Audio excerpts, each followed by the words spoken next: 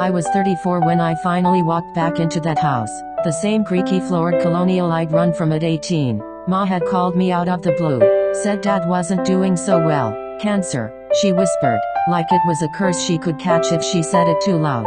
But let me rewind. When I was 17, everything exploded. Back then, we were the perfect family in the eyes of the neighborhood. Dad was a pastor. Ma baked pies for every church fundraiser. My older brother Sam was the golden boy. Football star. Straight as. Never talked back. And then there was me. Quiet. Observant. The one who kept journals filled with thoughts I didn't dare say aloud.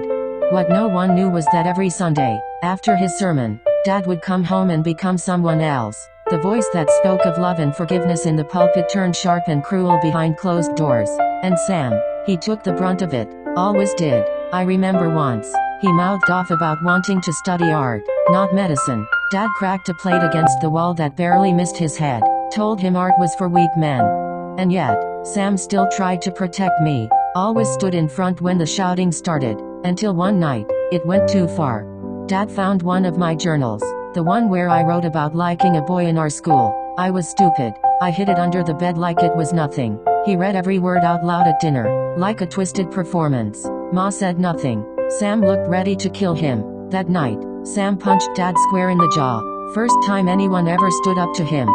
3 hours later, Sam was gone, disappeared into the night with a backpack and a bloodied lip. We never heard from him again.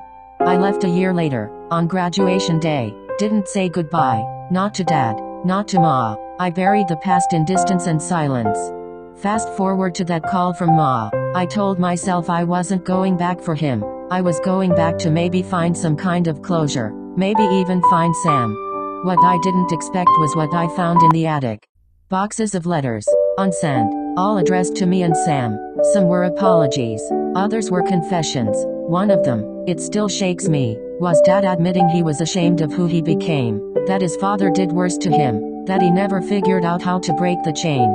He never mailed a single one. Dad died 2 weeks after I came home. I sat with him, held his hand, couldn't say the words I wanted to, but I think he knew, or maybe he just hoped I did. I still haven't found Sam, but I write him letters now, just in case.